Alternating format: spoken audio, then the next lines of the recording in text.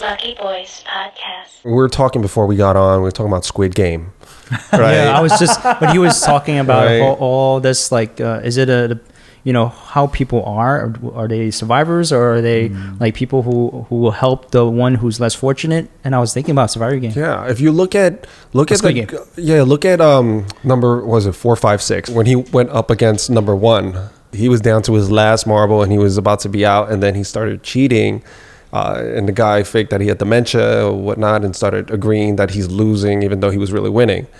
And then called him out for it at the end. But you're at that moment, I was kind of shocked. I was like, oh my gosh, because he did up until that point of the film, he did everything he could to look out for the old man, even risking himself losing. He allowed him to be on his team for the previous games. He looked out for him, gave him his jacket.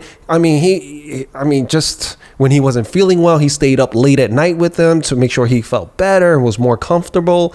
And then when it came down, though, to between you versus me, you didn't stand a chance. When it came down, when your back's against the wall, basically. As much love as he showed him throughout the entire film up until that point, I was shocked to see that he turned on him like that. And I could understand if he beat him fairly, but he turned on him where he had to cheat from him, steal the win from him, and take his life. Wow. So, or sort of take his life. Did he really take his life? Again, spoiler Dun alert. dun dun. That's interesting that you brought But that doesn't up. that play into human nature? Okay, let me go back, because there were actually 3 examples of what humans would do. So there was the one with the girl and the other girl Right. who sacrificed herself. Oh my gosh. And I love both those girls. They were great characters. Right. But you're talking about human nature. So Yeah. you had one example, which is the last guy who survived, and then you had the other example where that one guy who was helping the Hold on, you're going too fast. Explain the girl and the girl for the for people that want to know what you're talking about. Just explain the girl and the girl. Okay, so there was 2 girls. Okay, so this last game that they were playing, the marble game, right? And there was 2 contestants. One girl who, was saying like she had nothing. She had nothing outside of this game, this world, and I'm going to give up, and I'll let you win. But the other girl she was competing with said, she didn't reveal her life outside of this game. Up until that point. Up to that point. And so you she's a mystery. You don't know. And she's telling her, because you opened up to me, you told me your dreams, your hopes outside of this game, that you have a life outside of this game. Where she wants to take care of her family. Right, exactly. Her brother. Right. And how they grew up and they wanted to survive They were that. North Korean defectors. And Right. Oh, I didn't know. Yeah, yeah. Wow. So Yeah, the storyline, that girl, the one who told her the dream and everything like that, she was a North Korean defector. Her brother was in an orphanage, and that touches upon a couple of things actually in South Korea, if you want to talk about later. But there is some discrimination against North Koreans in South Korea. Right, I did see that in a film where they call their names like you're a North Korean. They were bullying the brother for that as well. I'm surprised you missed that. Usually, Oh no! Well, I think it's the translation. Lost in translation. There's some of that too. Yeah, there's some of that too. Well, yeah, I thought it was fascinating that then she did the opposite, where she seemed kind of aloof and like she didn't care. She didn't have a zest for life throughout some of her appearances on the film, where she actually did the most unselfish thing, where she lost on purpose. So instead of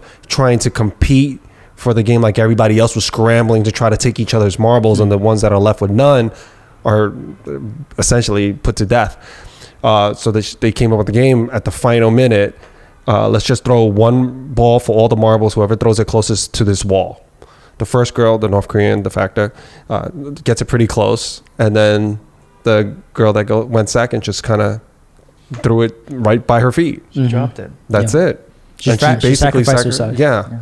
I mean, that was just an incredible, like the dynamics of everything. And then you had the other guy. Yeah, the other guy with the Sri Lankan yeah, counterpart. and I was like, that's the story of my life, man. Having like a good friend you thought you could trust. He goes, yo, I got you. Oh, yeah. And next thing you know, you open the bag. You're like, yo, you gave me a bag of rocks. Yep, you know? yep. How many times in our life where we were given a bag of rocks and that kind of just corrupted our view of the world. Right, I'm sure everyone's been given a bag of rocks. Oh yeah. Okay, and again, for those that haven't seen Squid Game or living under a rock, it's essentially they were playing for the marbles. It's the same game, and one of the players was actually winning all of it, and they were good friends. And he'd never played that game before. Never played that game. It was never just dumb played with marbles luck. before. Right, beginner's luck. And then all of a sudden he convinces the other guy, we can both win this game. Not one of us has to die. And go around, do something else. And then he goes, oh, but be careful. Other people may want to take your marbles. So then he switched his bag out, let him believe that he was securing it in the form of like some type of necklace or around his neck, a pouch. And then he really replaced the marbles with all rocks. And I mean, throughout this whole time, it was incredible. And throughout this whole time during the games and even outside of the game, this guy was looking out for him. Oh my gosh, yeah, like a good friend. Yeah, like looking a good out for him, friend, saving people. Yeah. I mean, dude, I had that in real life where I had a friend look out for me. You know, like I didn't feel well. He's like, yo, Will, I got you, this and that, and all of a sudden, boom, bag of rocks. Oh yeah. That I'm telling you, that one I really felt. That one hurt me. Like I really, that hit home. So pretty much it actually represented like 3 examples of humanity. You know, and the question is like, you know, which one is true? I think all of them is true. Yeah, I mean, we see that, but I also, if I can build on that, it's like, well, you know, for us and what we learn from that, who we become from that, that's very important, right? Because are you going to be someone who is just going to keep propagating that cycle, right? Are you going to be the one to do that, right? And when you look at the like Squid Game, like they're put in very extreme circumstances that they have to do certain things, right? And again, it goes back to the question, who are you when that kind of pressure is turned up? Another thing that I noticed about Squid Game that contributed to its like kind of universality is the games. The first game, red light, green light, 1, 2, 3, right? In Korean, we call it the morning glory has bloomed, right? Very nice, poetic, right? That's beautiful. That's I want to play that game. And then, until you realize the doll's going to looking at you, and then all of a sudden you get shot, right? Yeah. But the most unique thing was that when I looked at it, I was like, these are games that everybody would know. Red light, green light, 1, 2, 3.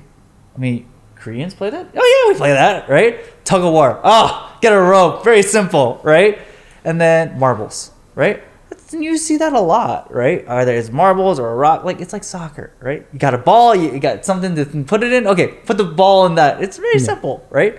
And then but then like the end, you have something that's uniquely Korean, which is Squid Game, right? That's a real Korean game? It is. Wow. It's a playground game, right? So when you look at that, you're like, right? So a lot of the game, and even like Bokki, right, the honeycomb, that everybody was like, wait, what is this? Is that a real Korean game? That is a real Korean game. My parents, they talked about it. They're like, oh, when they came out, they're like, oh, I knew, and they're like bringing back all these memories. Well, of, like, can you when they explain what Bokki is for the audience? Bokki is it's translated to the honeycomb game. But what it is really you take some caramelized sugar, they melt. So the way they did it back in the day, they had like a ladle, right, and they would melt this sugar. Right? Who knows what else they put in there, right? Secret sauce. This is like 60s, 70s Korea. You know, like street vendor. It's like, you know, the hot dogs in New York. It's that kind of thing, right? But they pour out the sugar and then they stamp it, right, with a shape. So in that case, it was a circle, triangle, a star, and the umbrella. Right. That's actually real? The umbrella? Oh, the umbrella, I think there were different shapes, right? Okay. But like for sure there was circle, triangle, right? And what is it? Star. Yeah. So they had that, right? So my parents were telling me, like, when they were kids, they'd always be like, take the needle and be like, and they'd be like, right? So that was really accurate. So that's pretty accurate, like, because that's something that they all know. These people know, right? How about the licking part? Was that? That was new. We were all like, so smart, genius. Like when we saw him, he was like, what if you didn't have a needle? Right? Yeah, you didn't have a utensil, you know? He, like, when I saw him I was like, this man is a genius. Yo! And, like, my parents was like, we never would have thought of that. Nobody thought of that. I don't think I would have thought of that, put in that situation. Yeah. But, oh, by the way, the cinematography for that, when he gets out, he's like, I was like, that's so good. Yeah. Way to capture that. But that was a real childhood game, right? My parents talked to me about that. We even like when I was like 4, for some reason they got this craving for it. It's like you what is it for us? Like Dunkaroos or something. We're like, damn, I want like Dunkaroos, or like, oh, I want some Gushers. Like out of nowhere, it's like, dang, these food companies really put something in there to give us this. But we're like, okay. So for them, they wanted that. So we made it like when I was 4 in our kitchen. They had like a ladle. They put some sugar in there and they were like melting it over that and trying it. Wow. But they could never get it, right? Yeah. So, there's this sort of nostalgia, right? That's there. And when I'm looking at Squid Game from like, their perspective or like a Korean perspective, these are you have fond memories, right, so to speak, of playing these playground games, right? Those are just games, and but even when you go back to the playground, right, I always go back to the playground because you see power dynamics, people dynamics, social dynamics. It all happens on the playground, right? Who's the kid that's taking it really seriously, right? It's like, this is for all the marbles. This is life is a competition, right? There's only win or lose. And then you got the kid that's on the opposite. I just got to be here and have fun, right? And then there are the people who are like, then you have the bully. right, right. So when you look at these games, what I really liked about the whole series was just the capturing of human nature, the capturing of just that kind of snapshot of that, and all that, like, the variety of it all, the comprehensiveness of it, right? Yeah. I love some of the hypocrisy you pointed out, where we think sometimes we're better than someone, right? Oh, because you're the bad guy. It kind of goes back to that Scarface quote where you all need to point a finger and say, I'm the bad guy, so that you know who the bad guy is. Yeah. Right? He goes, fine, I'll be the bad guy. So what that make you? Good?